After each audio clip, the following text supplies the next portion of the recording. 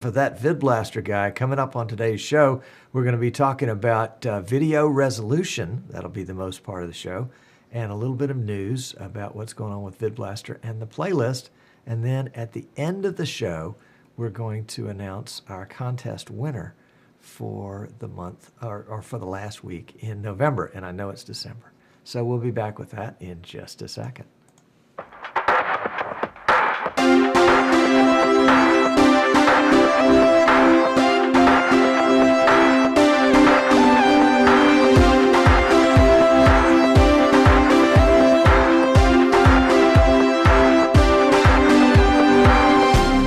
Hello, welcome to That VidBlaster Guy. I'm Tom Sinclair. Glad to have you on the show today. I think it's going to be a pretty cool show. You know, we never really know until the end of it. We took a week off for Thanksgiving, and it's good to be back and bringing you guys more information and news about my favorite software, VidBlaster. Now, full disclosure here, VidBlaster is great software. We're running we're running the beta edition 3.18 today. That's the latest beta. And we're using Wirecast 4.3.1 as our encoder.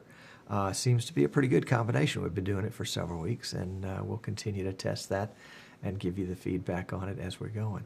Our resolution is 864 by 480, 30 frames a second. That's going to be important in just a minute as we get into the grist of our subject today, which is video resolutions. But first, a little bit of VidBlaster news. Well, before we do that, I want to remind you that the whole concept of this show is that one guy with one PC can do one awesome broadcast. And in fact, that's what our contest has been about this month, is for you to try out and the trial version of VidBlaster, which is absolutely free, and test it and see if you can make a show with it. And you don't need anything more than a laptop with a webcam. I mean, that's, kind of the minimalist approach. But actually, a lot of laptops have built-in cams. I use the Logitech C920 here, and I think it does a great job. For a small studio, it's the bomb. One man, one PC, one awesome broadcast. That's the concept. Let's take it to town.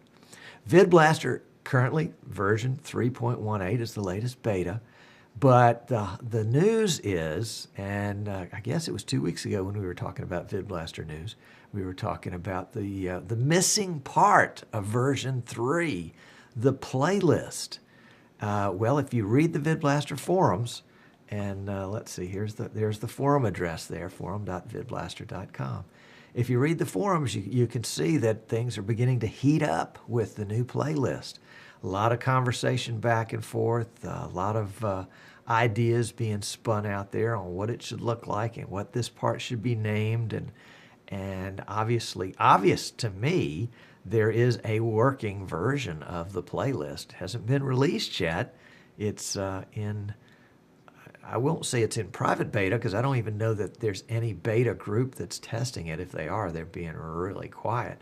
But I know the developer Mike Versteeg is testing it because he's talked about it in the forum and some of his tweets and his Facebook posts. So it's in the process, folks. Now, 3 weeks ago, maybe it was 4 weeks ago now, we talked about a feature of VidBlaster, and the very next day, a beta was released that had that feature in it. So here's fingers crossed that maybe the VidBlaster guy magic will work, and just by talking about the playlist, or what's going to be called the playout module, or it may not even be a module. I haven't seen it. I don't know. But when it's released, it will be in version 3.19, I hope. And with any luck, that'll be out tomorrow. Now, that's just rumor. That's just speculation on my part. Don't take that to the bank. Don't say, oh, Tom promised that it's coming out, because I didn't promise anything. I said it might be. It happened once before, but it was kind of like it may have just been a blue moon. You never know. But for those of you that have been using version 2 and haven't upgraded to version 3 because the playlist is not in version 3 yet, take heart. It's on the way. Hooray, it's going to be good. In fact, it's going to be one of those things that is worth waiting for. When you see it, you'll say, oh, wow, this is good. This is too good. This was worth waiting for. So that'll be the playlist, playout, module, field, whatever it's going to be. We'll have to wait until it gets here. Fingers crossed, fingers crossed. The main subject today, we're going to talk, and this is going to be dry stuff. I'm going to warn you right now. We're going to be talking about video resolution. Yawner. But when it doesn't work right, it's not a yawner, it's an embarrasser, because it's like, oh, why is everybody all squished? Or why does it look like they're doing picture-in-picture? Why don't they fill up the full screen? That's when we know that there's something askew. Somewhere our video resolution is off, or our aspect ratio is off, or both are off at the same time. Now, today's show, as I mentioned, is being broadcast and recorded at 864 by 480, 30 frames a second.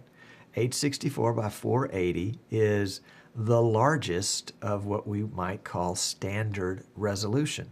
It is also widescreen standard resolution. Now, some people may say, well, it's not 864, it's 854 by 480. I'm not going to fuss over 10 pixels, but let's say it's widescreen standard definition, highest SD you're going to get. If it were standard definition with the 4:3 aspect ratio, not the 16:9 aspect ratio, it would look like this. This is a back shot from an old an old Panasonic Handycam, the kind that took the VHS-C cassette. Yes, there's still a use for those. I know we've got artifacts here and here that are built into the camera. I can't get them off the screen. Haven't tried that hard, but that's okay. This is just a back shot, for example. But you can see that we've got a letterbox. We've got the black to the right and the left, and we've got 4:3 aspect ratio. If I change the aspect ratio, and let's pop over to that just for a second. Excuse me. Here is my camera. In this case, it's camera module number 5. I can see it's a camera module version 3 because it's got the little drop-down box here that allows the module to disappear and can be tucked up out of the way. And you can see the green light here means this camera's on preview. If I right-click the camera, I can go into the aspect ratio. It's the very first thing. And you can see I've got it set for 1.33. There's also 1.78? Yeah, 1.78. And when I go to 1.78, it gives me widescreen, but it's stretched. The aspect ratio is not correct. So I've taken a 4.3 and I've forced it into 16.9, and it does almost fill up the frame. There's a little bit of a black border here, a little bit of black border there, but that's probably built into the camera more than anything else. But the aspect ratio is not correct. So let's send it back to 1.33. There we go. Let's see, auto in this case. Yeah, auto in this case, we'll take it to auto. And let's talk about auto. We're going to go back to 1.33, and we'll come back to this shot. Auto means when you're looking in a module in VidBlaster, and it's talking about aspect ratio or resolution or frame rate, and it says auto, what it means by auto is that whatever the main setting is in VidBlaster, that's what you're going to pick up. Well, what's the main setting in VidBlaster? Oh my goodness. Well, we'll have to go back to the beginning of the story. Let me go back to this camera shot. We'll go up to video and drop down. And by the way, again, I'm using version 3. This is also the broadcast edition. So it'll look a little different than the Studio or the Pro or the Home edition, but it functions just the same. It just has more modules and then a couple of extra features. But for the sake of this demonstration, it should be the same. Now again, you got to have version 3, and this is version 3.18. There, if your version is different, it may look slightly different.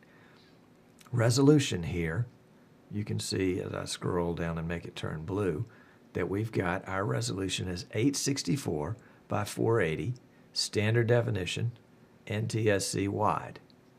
So that is in everything that I do in VidBlaster right now, everything is going to be done with that resolution.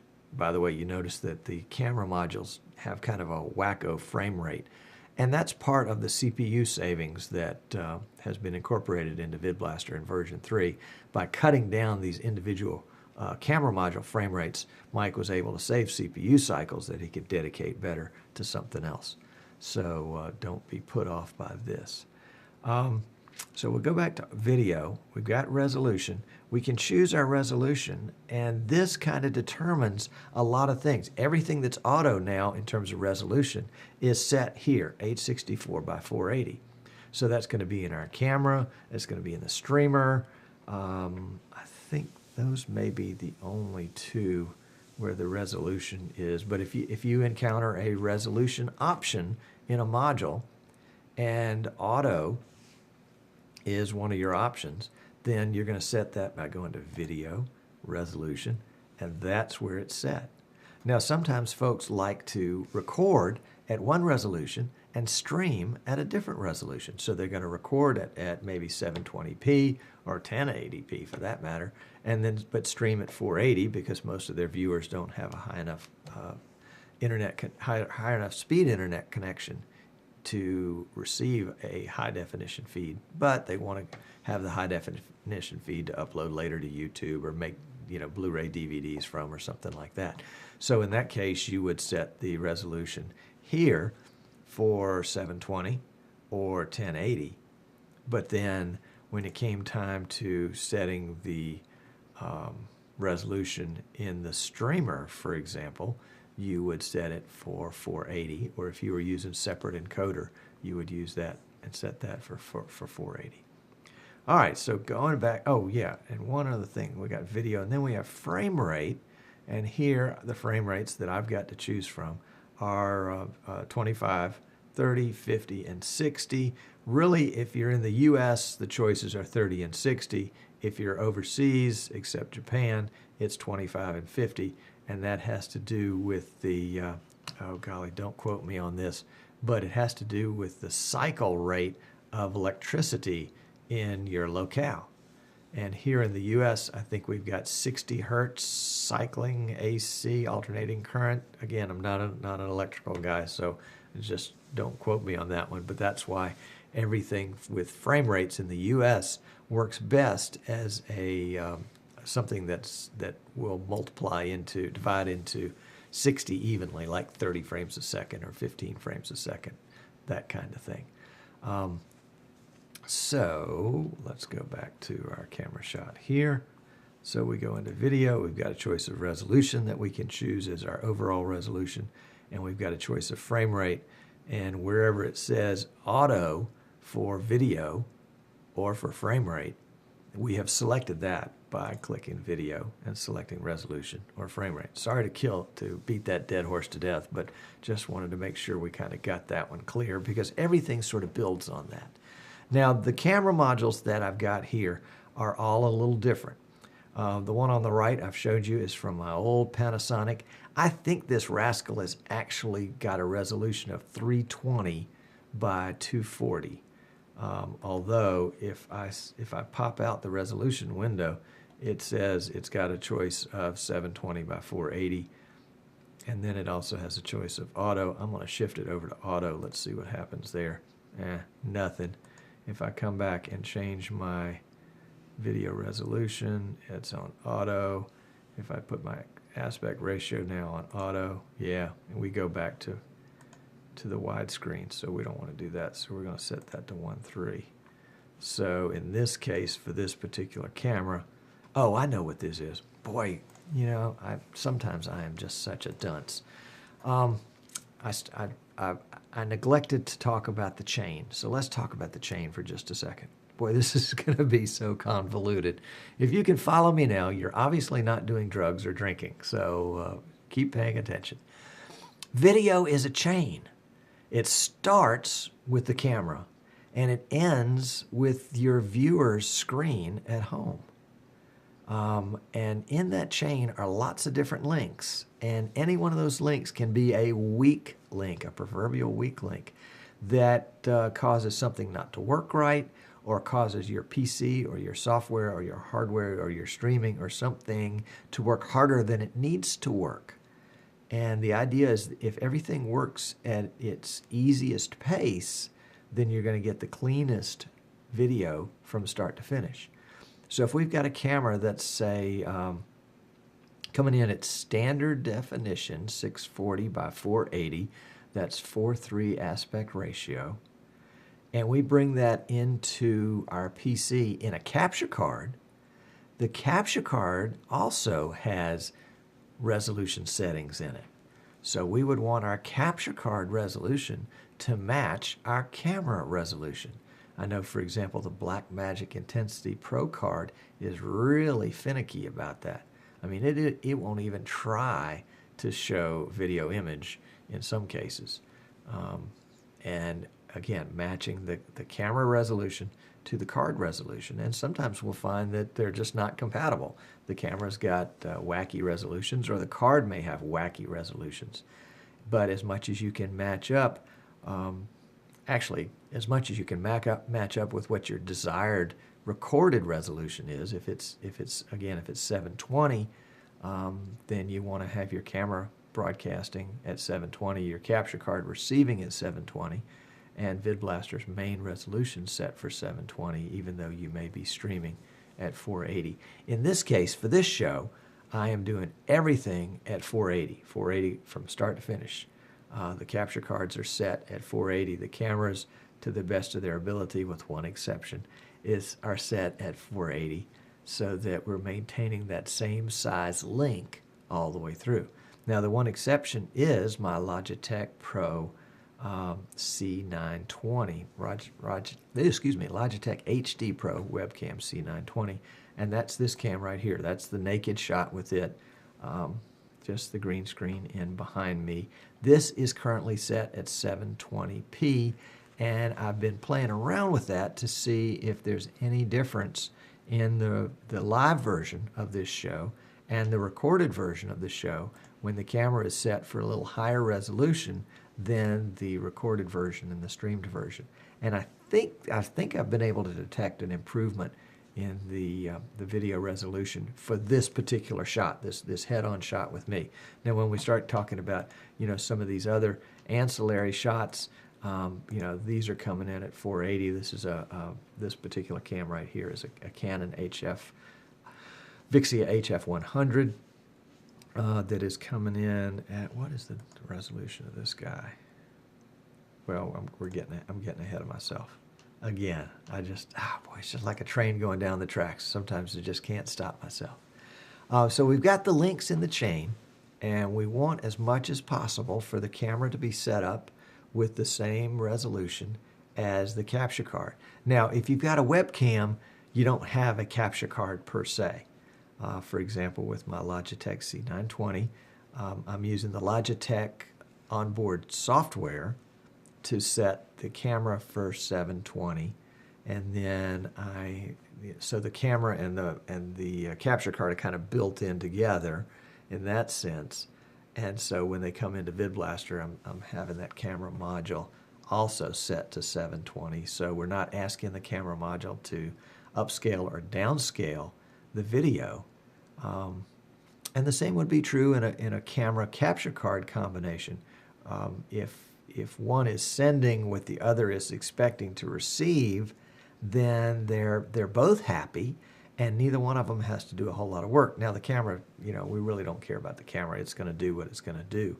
But the capture card, we don't want it to have to do a whole lot of extra activity. It introduces a slight bit of video lag if it has to do some major rescaling, and it can also include something that just doesn't look the best.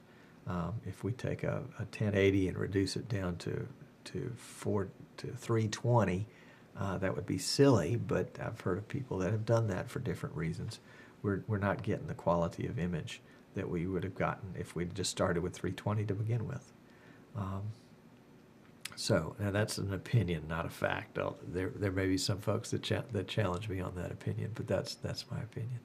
So we've got the camera to the capture card, and then the capture card again will have its own video resolution and own frame rate set. And so you want to get into the software that came with the capture card or to the driver or whatever and change that.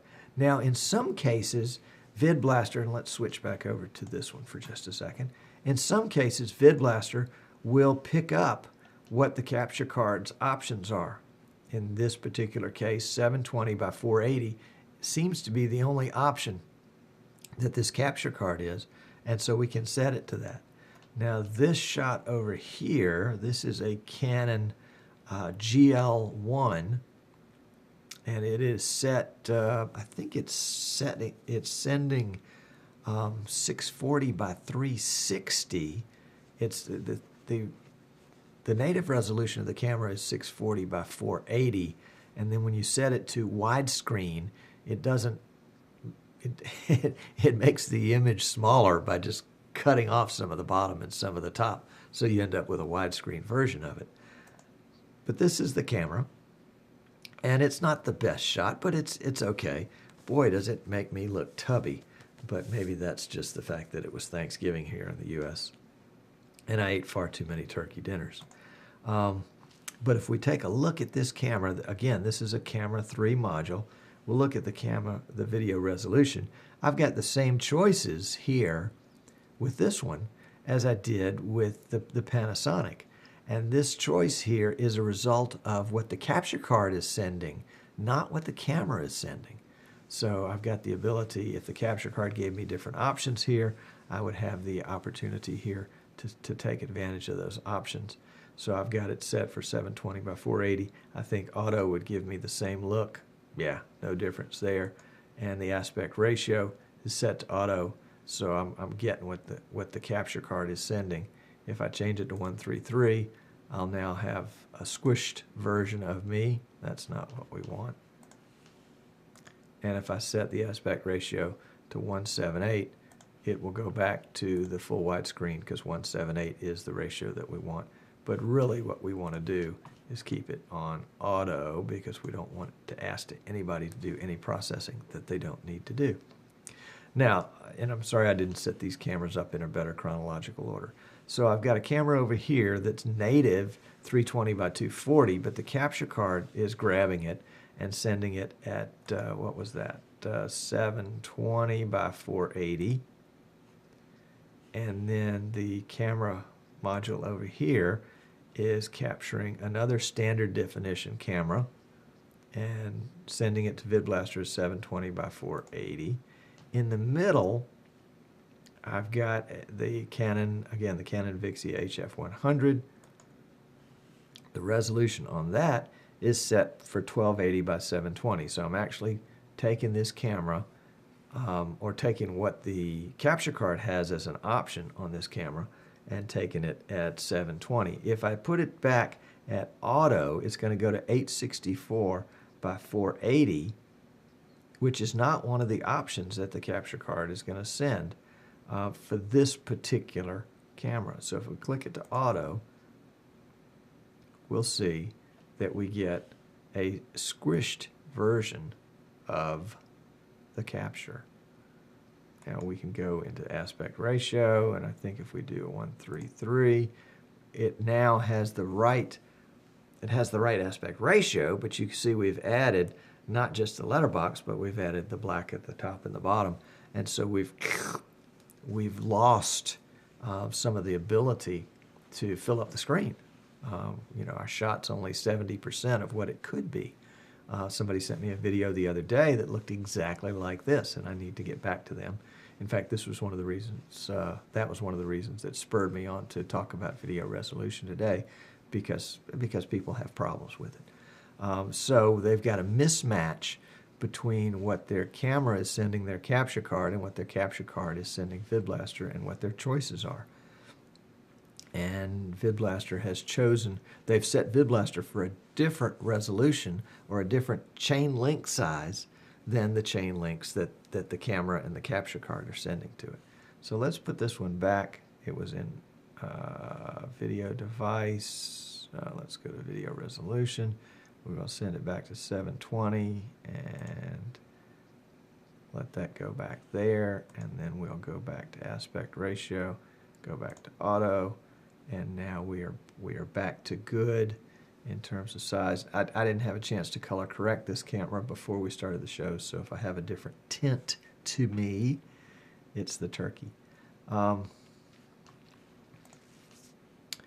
Each one of these three cameras, we can tell by the little triangle here, has the ability to disappear, and that tells us that each one of those are what's called a camera 3 module. Now you notice there's also a camera 1 module.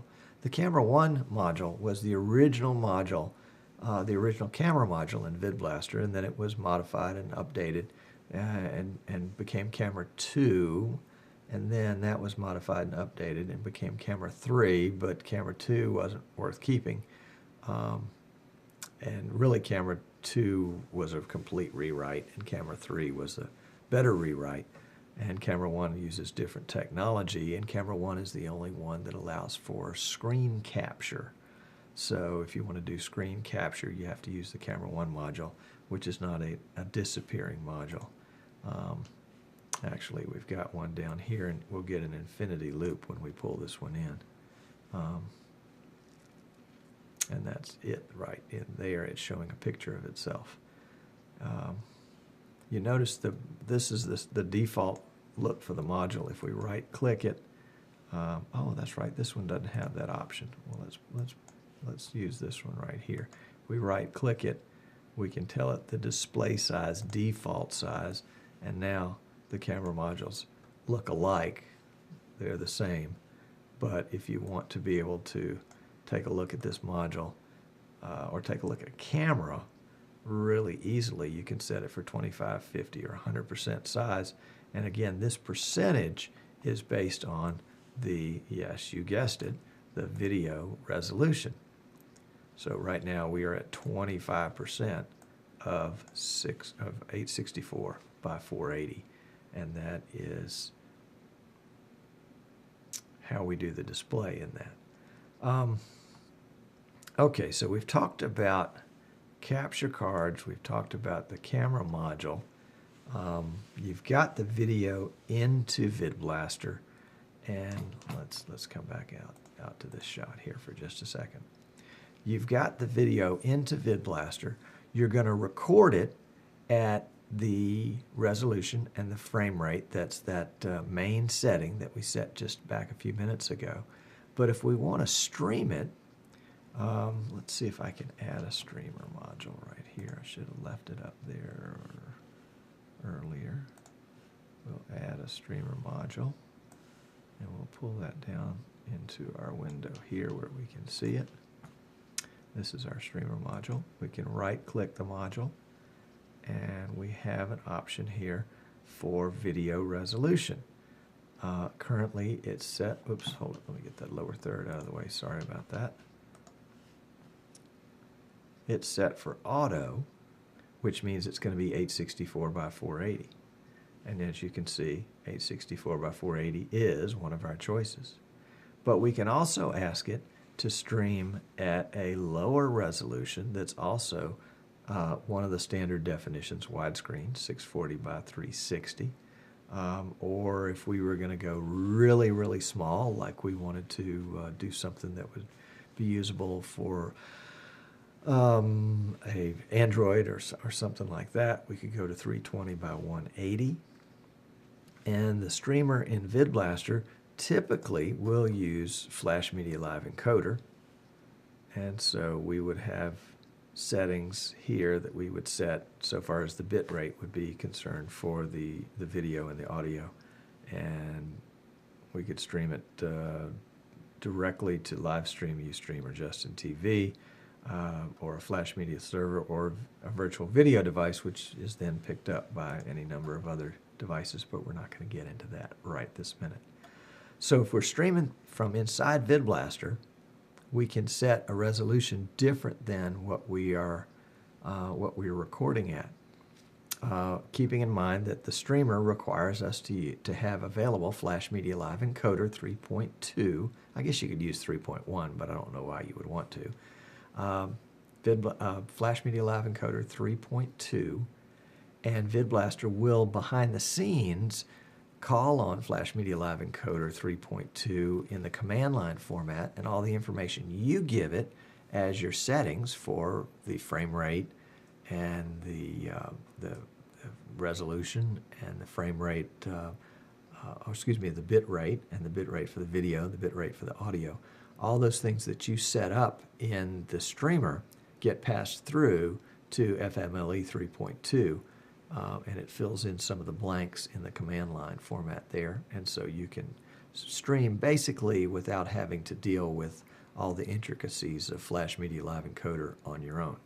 Now, I happen to like Flash Media Live Encoder. I've used it for a long time and have gotten into some of the individual settings and have found that I can kind of tweak it a little bit more when it's used separately than when VidBlaster uses it on its own, because VidBlaster has been set with certain presets. Not all the available presets that Flash Media Live Encoder has are available in VidBlaster. So if you need a different resolution or a different frame rate or a different bit rate or a different combination of video bit rates versus audio bit rates, you can use Flash Media Live Encoder separately, and you set the streamer set to virtual video device, and then Flash Media Live Encoder will pick up the video from there and then pick up the audio from your audio device on your PC.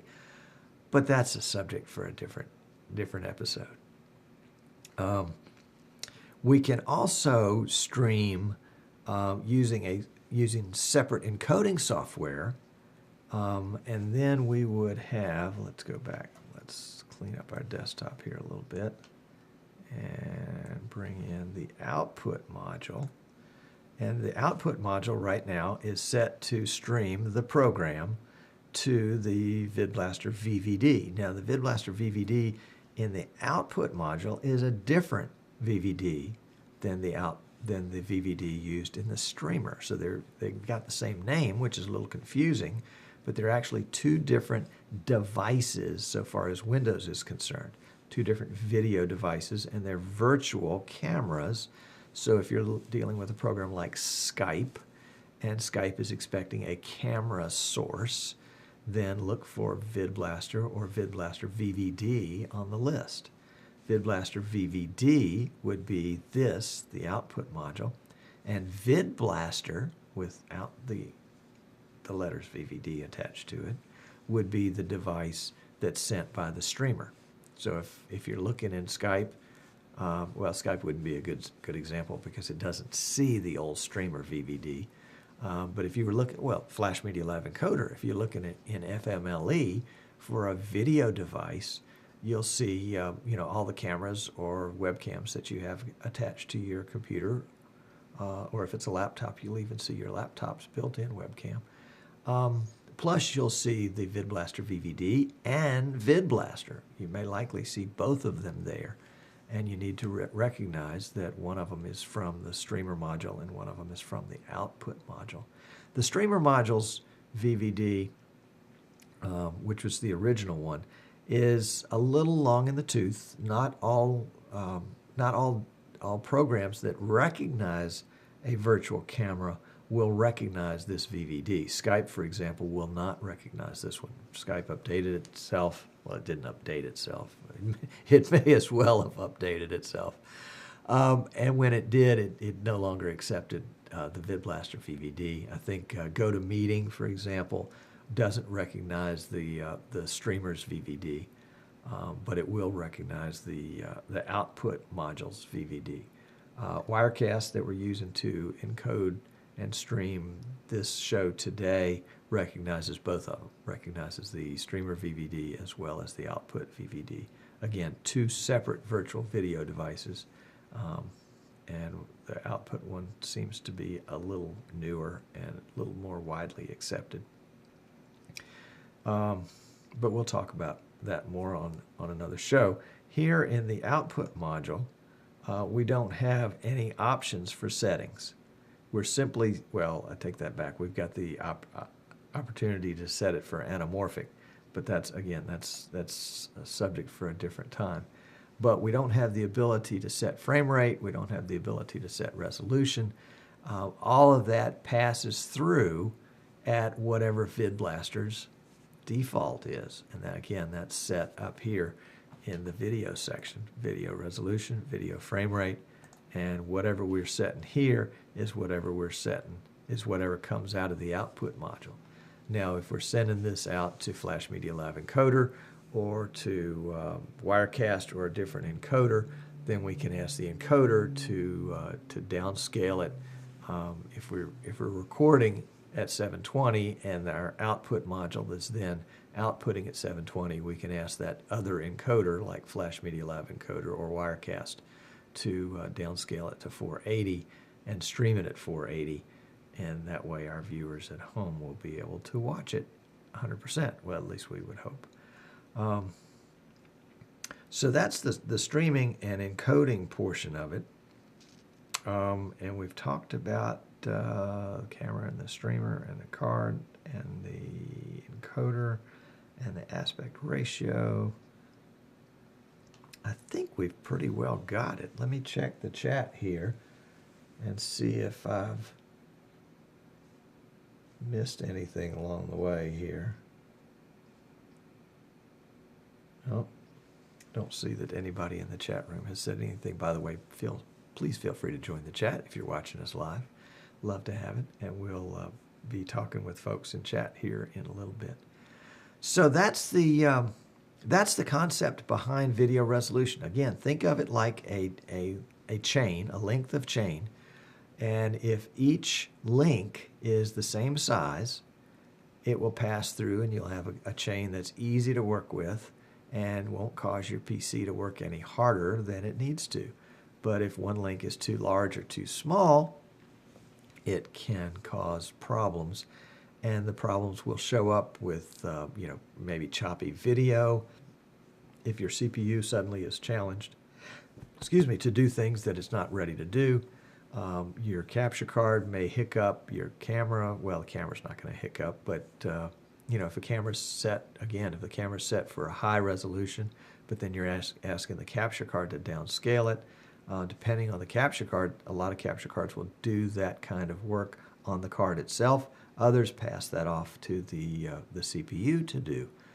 So you'll need to check and see how your capture card is designed to work to see how to make it work the best it can work. But the easiest is to keep that resolution the same all the way through as much as possible. So that's video resolution in a nutshell, at least from a layman's aspect. Remember that I'm not a video guy. I'm a VidBlaster guy. So I'll tell you everything that I know possibly about VidBlaster, and sometimes that includes going into other areas that my knowledge is, shall we say, I'm in the shallow end of the pool for. Okay. So if you have questions about that, please feel free to shoot me a line. It's Tom at thatvidblasterguy.com. I'd be happy to address your questions. And questions are great because they help me gauge the information that I need to provide to make VidBlaster as easy as it can be for you to use. Now, again, full disclosure, I am a VidBlaster reseller. One of the reasons why I do this show is, of course, so that I can tell you about VidBlaster and help you learn it, but also so that you will say, hey, this is a pretty knowledgeable guy. When it comes time for me to buy VidBlaster, I want to buy it from him because I'm going to get my tech support directly from him. And if you have been involved with other software products over the years, and boy, haven't we all, you know that there are times, not always, but those rare occasions where we do know, where we need to find out an answer to a question, or we need to know how to do something that we haven't been able to figure out how to do, or we just seem to have problems and can't figure out why we're having problems. And need somebody to help troubleshoot it. And I am happy to do all of that. If you've purchased VidBlaster from somebody else, don't feel like you're excluded. We do offer we offer several different support packages. You can buy a package for a year and we'll support you as if you were our very own from the very beginning. Or if you've just got one project you're working on, we can do a one project support package and help you with whatever that particular subject was. They're not expensive. They're in our store at thatvidblasterguy.com. And again, if you're buying VidBlaster and you want to buy it from me, make sure you go to our store, that VidBlasterGuide.com, because if you buy it from VidBlaster.com, that's good because that helps out VidBlaster, but that doesn't help me. So do what you will. Do what you will. Let's move along. The VidBlaster Contest during the month of November, every week in November except Thanksgiving week, because that's what we're doing now. We gave away a home edition to VidBlaster. The home edition is valued at $195 US. And I'm trying to remember, Maine Bob won it, Timothy won it, and Greg won it the first 3 weeks. And so we're in our 4th week. We've got one more version, one more edition to give away, and had several great late entries into the contest. And it was frankly a very difficult, probably the most difficult decision to make this last time, because I guess these were guys that had been watching everybody else's and said, ooh, the bar's maybe higher than I thought. So they really worked hard to put together some good video. And the idea behind the contest was you can download and use VidBlaster for free. It's a trial version. You can get it at the forum.vidblaster.com in the download sections. And you can download, I think, almost all of the version 3 betas and release versions are available for download. So you can go back to the last official release, or you can be bold and adventurous and get the last beta. And the only thing you have to deal with is a little watermark in the bottom left-hand corner, right here, right in here somewhere. Anyway, and so the idea was that they could download VidBlaster and use it, but when you download VidBlaster as a trial, it comes in as the Studio Edition. There are 4 editions to VidBlaster. There's the Home Edition, the Pro Edition, the Studio Edition, and the Broadcast Edition. I'm using the Broadcast today. We're giving away the Home, but the trial version is the Studio, the next to top one. So there's some features in the Studio that aren't in the Home. And the biggest difference between each one is that the Home Edition allows 7 modules, 15 with the Pro Edition, 25 with the Studio Edition, and 50 with the Broadcast Edition. And if you go to vidblaster.com and go to the product section, there's a chart there that tells you which other features are different. For example, the output module we talked about a little while ago is not available in the Home Edition. So if you want to output to Skype, you can't do it quite that way with the Home Edition, but we figured out some tricks on that one. So we're giving away the Home Edition or the equivalent value. And so when Maine Bob won it, he already owned the Home Edition. So he used that $195 to upgrade his Home Edition and put it towards the Pro Edition, and only had to pay the difference. So that's one of the great things about VidBlaster is when you upgrade, you get 100% credit for whatever you've already spent. If you already own the Pro Edition and you want to upgrade to the Studio Edition, it's just the difference in price. And you can do that with me too, and then you'll be considered a customer for life. Hey, yay. So we're giving away the Home Edition, and the rule was that in order to make the video to put in the contest, you had to limit yourself to 7 modules. Now, we weren't going to be real picky about the features that were available in the Studio Edition that are not available in the Home Edition. We'll let people worry about that on their own. But you are limited to 7 active modules at a time. Now, some people got sneaky on this one. I thought it was a great idea. And they started with 7.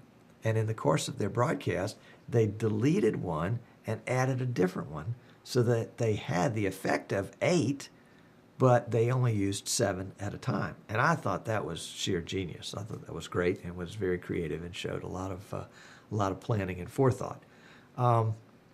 Today's entry, there were some things that I was really impressed with today's entry. Number one, I was impressed with the lighting, which has nothing to do with VidBlaster, but I thought the lighting was really good. Lighting is hard. Lighting is not as easy as it sounds. People will tinker with their lighting for weeks or months, before they get it right. There's some great videos online talking about lighting. If you, I think, go to YouTube and do a YouTube search on lighting techniques for video or that kind of thing, you'll get hundreds and hundreds of videos, some of which are very good, some of which are but you'll be able to figure out which is which.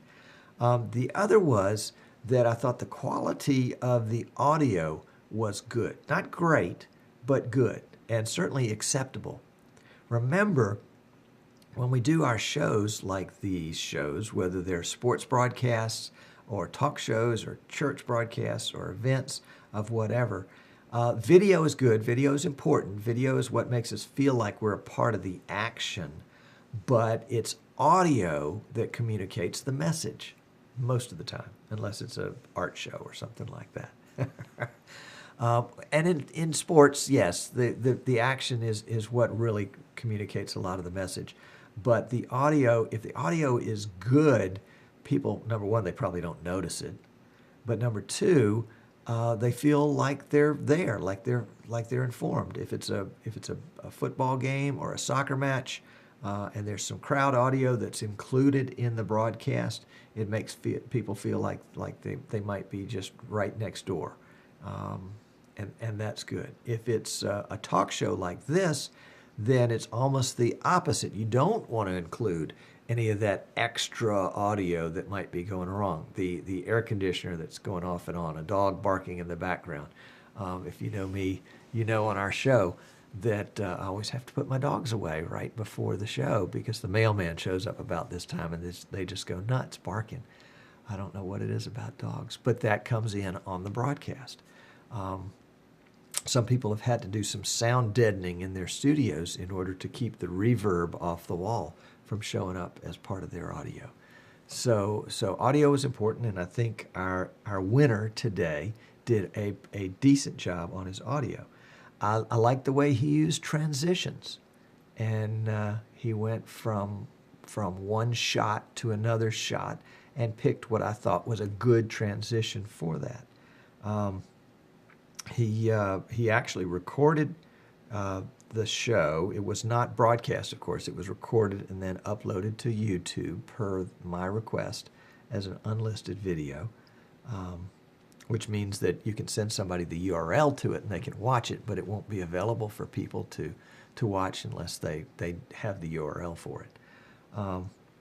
He also used a couple of different screen captures, and I thought those were done very well. I'm not sure whether he used a second monitor for that or not. My setup here, I've got 3 monitors that I'm using, and when I was showing you the shots for the cameras earlier, I had a screen capture of this part of the screen.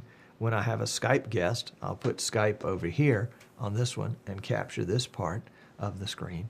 And then I reserve this part for other kinds of things that I need. VidBlaster sort of starts here and goes around. But our winner today used probably a second monitor because I thought the quality of the screen capture was well done. So with that introduction, let me cue up the tape here, the recording, and let you take a look. This will be fun.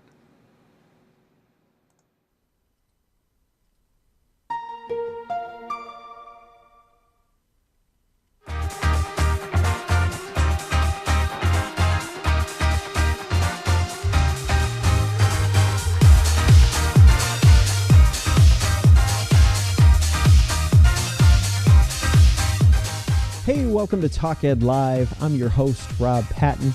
This is the show where we talk about educational reformation. In other words, how can we become better as teachers, as administrators, as parents, as students in the classroom? How can we really nurture that desire to learn? I'm hoping that eventually we can actually bring all of those people together on this program to talk about how we can make the classroom a more engaging place for students. And we've tried to put together a couple programs. We've done a couple Google Hangouts. Those have been pretty successful. I don't know how big our audience has been, but it's been fun to really connect with people and to start to talk to people about education and to hopefully eventually build an audience. But it's not easy. There's a lot of work that goes into it. In fact, if you haven't noticed the little logo in the corner of the screen, I'm using some new software. It's called VidBlaster, and it's been a lot of fun to learn how to use this program to try to make it a little bit more professional rather than just going on Google and using a Google Hangout and broadcasting with the default stuff that Google has. Person with a computer can really make an excellent program.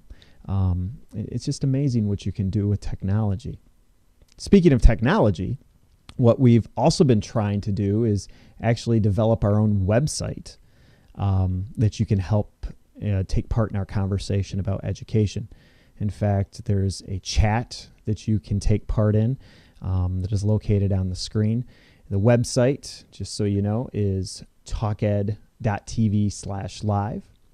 In addition to that, we encourage you to call our phone number. It is 616-799-7621, and you can leave a voicemail about a conversation that you would like us to have. Maybe you have an idea about education that you wanted to share that might be able to turn into a little discussion on our program. And then the big thing, and this is really what I wanted to talk about today, is we encourage you to take part in a Twitter chat. In other words, all you have to do is on Twitter, if you have something to say to us, enter the hashtag TalkEdTV, and we'll see that in our Twitter feed, and it would be just really awesome to have you join that conversation. In fact, that's kind of what I wanted to talk about briefly today, is just how Twitter has really been the thing that has, I believe, encouraged me to become a better teacher. I'm a self-professed tech geek. You probably figured this out. But it was kind of frustrating at my school because it didn't seem that anybody else really shared that same passion for technology that I had. And almost became a little depressing because I couldn't find anybody that I really felt that I could help me grow as a teacher. Well, for whatever reason, I'm definitely not a social media guy. Anybody who knows me knows that I swear off Facebook, but for whatever reason, I got into Twitter. In fact, I would encourage you to follow me on Twitter. I guess you can call it my Twitter handle is TalkEdTV. It was Twitter that really helped me develop as a teacher. In fact, I don't know if you've noticed, but at the beginning of this program, during our intro, we run all of these little acronyms that appear on the screen. Because as a teacher, we're hearing acronyms every day. And the acronym that I think is something that I hope a lot of teachers discover is PLN, Professional Learning Network. Now, what that is just basically making professional connections on Twitter. If I take a look at the people that I follow on Twitter, there are just some amazing teachers, some English teachers, some not. And it's these people who have really helped me grow as an educator. And I hope that people who are maybe feeling as I did, that they didn't really have those people that they could connect to. They want to become better teachers, but they don't really feel that they're getting that support that they need in their own building. I hope that they do as I did and check out Twitter. It's just a great place to learn, a great place to grow professionally. Another thing that I wanted to show you is how you can grow. I mean, how you can learn. It's just amazing the things that are available to you on Twitter. There's a website that you might want to check out. I'll see if I can zoom in just a little bit so that you can see the website. It is bit.ly. It's a bit.ly address, bit.ly/official chat list. Now, if you go to this website, what you're going to see, which is really just kind of amazing, is that there is just a huge list of all these different Twitter chats that you can take part in. All I have to do is go to a website like TWUBS, and this is what I would suggest to most people. go to TWUBS, type in one of these hashtags. MichEd is what I'll use since I'm a Michigan teacher. And what it will do is filter a conversation for you. And so you'll be able to actually very easily, if Twitter ever seems overwhelming, this is an easy way in order to engage in a conversation about something specific related to your educational interest. There are Twitter conversations about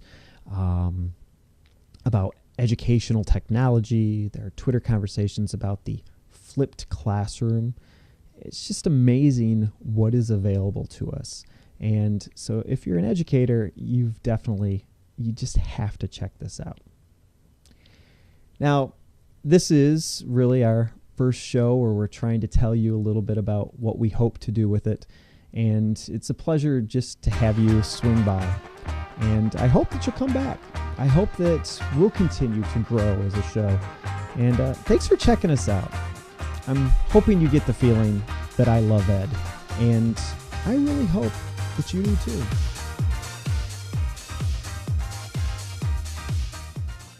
I just love that bumper music.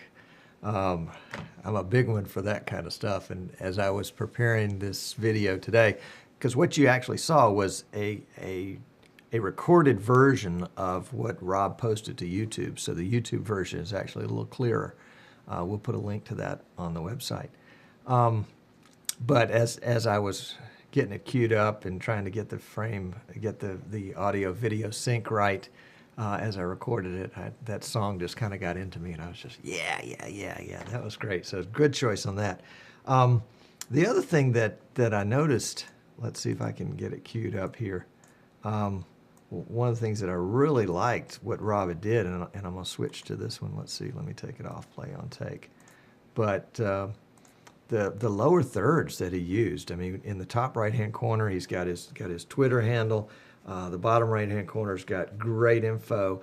And then the way he actually incorporated the VidBlaster trial logo into his lower third. I mean, I thought that was absolute genius. Now, Rob may say that it was purely accidental, but I don't believe that. The other thing, again, that I thought was really super, and let's see if I can lay my hands on it here, was right in this section where he used picture-in-picture. And so he's got a screen capture in the background and then a picture-in-picture in the bottom right-hand corner of himself. Again, very nicely done, very nicely done. And then, of course, there was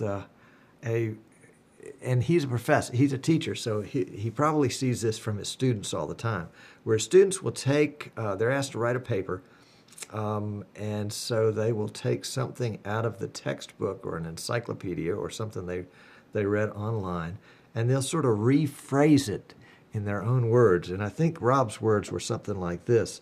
Yeah, a person with a computer can do a broadcast. Kind of like one guy, one PC. We've heard that one somewhere before. That was not lost on me. But the other thing that I thought was really cool is that Rob, was talking about Google Hangouts, and with the output module, the VidBlaster VVD in the output module can be seen in Google Hangouts as a camera.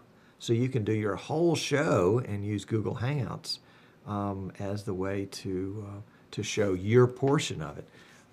You can do the same thing with YouTube Live, same effect. So well done. Let's see if I missed anything in the chat while we were going here. And sorry about that. Congratulations to Rob. That was very nice. He says in the chat, for those of you that are watching it later, he said he's a Photoshop geek. He used Camtasia for the intro, and that he obviously is very, very talented, and we're glad to have him in the VidBlaster family.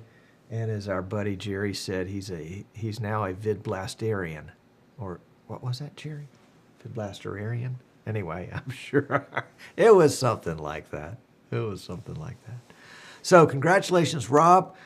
Shoot me an email and let me know how you want to have your software registered. Remember, VidBlaster is registered as personal software, so we probably ought to put it in your personal name. That's how it works. And we'll get that off to you ASAP so you can get your Talk Ed TV show moving. We'll post a link to the video, so if you guys want to see it again later, you can do that. We'll have this one uploaded to YouTube later on this afternoon and this evening. What fun that was. Great job. And we went out with one of the better ones of the contest. Way to go, Rob. Congratulations. And we wish you all the best, not only with VidBlaster, but in, kind of teaching our children. Man, that's important. And good stuff. Good stuff. Glad to have you doing it. Today's show, That VidBlaster Guy, has been brought to you by, well, it hadn't been brought to you by anybody. I guess it's brought to you by me, Tom Sinclair. If you need VidBlaster, come to me. We've got it, and we'll teach you how to use it, too. It'll be a lot of fun. Oh, coming up in January, we'll be spinning off a new show, One Guy, One PC. So stay tuned for that, where we'll be going into more depth about some of the things that are, have to do with streaming and recording and video, but are not specific to VidBlaster. So that'll be a lot of fun. We'll see you then. And, well, that's it. We're gone. Have a great one.